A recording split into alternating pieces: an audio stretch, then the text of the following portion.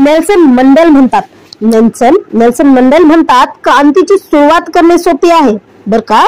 Nelson Mendel म्हणतात क्रांतीची सुरुवात करणे सोपे आहे, पण तिची ज्योत सतत प्रज्वलित ठेवणे अत्यंत कठीण आहे. किती सुंदर विचार आहे ना. खरंच ईश्वराला त्याच्या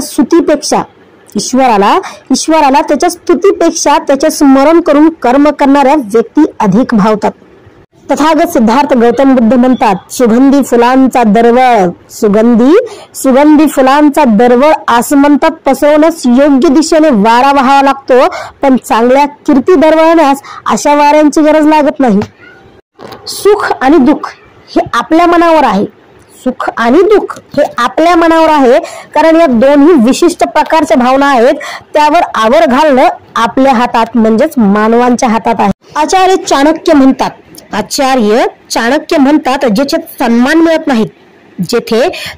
मिळत नाही, जगण्याचे काही साधन नाही, जिथे आपले बंधू भगिनी राहत नाहीत आणि जिथे तुम्हाला कोणतीच विद्या मिळणार नसेल, अशा ठिकाणी कदापि राहू नका.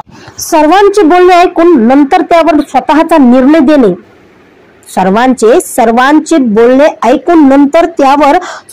निर्णय देणे हे आत्मविश्वासाचे लक्षण आहे.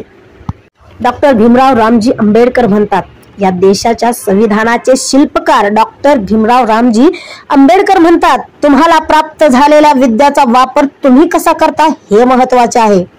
लक्षाने ऐका, तुम्हाला प्राप्त झालेल्या विद्याचा वापर तुम्ही कसा करता हे महत्वाचे आहे, कारण विद्या हे एक शस्त्र आहे. एखाद्या इसमाजवळ विद्येचे शस्त्र असेल व तो व्यक्ती शीलवान असेल तर त्या योगे तो एखाद्याचे रक्षण करेल, पण तोच इसम जर शीलवान नसेल, ज्याजवळ ज्ञान आहे पण तो शीलवान नसेल, तर त्या विद्येच्या शस्त्राने तो दुसऱ्याचा घात करेल, असे डॉक्टर भीमराव. कोणी त्रासदायक वागल्यास शांतपणे विचार करावा. कोणी जर का आपल्या बरोबर त्रासदायक वागेल तर त्याविषयी शांतपणे विचार करावा, कारण विनाकारण मनस्ताप करणे म्हणजे शरीर त्रास ओढून घेण्यासारखे आहे. किती सुंदर विचार आहे ना. ज्याच्याजवळ सुंदर विचार असतात तो कधीच एकटा नसतो. खरोखर आहे. भविष्यकाळ आजच्या त्यागातून व कर्मातून निर्माण करावा लागतो. महात्मा गांधीजी म्हणतात मला पुनर्जन्म घ्यावा वाटला तर मी तो भाकरीच्या रूपाने घेईल. इतका मोठा शब्द का म्हटले असतील गांधीजी.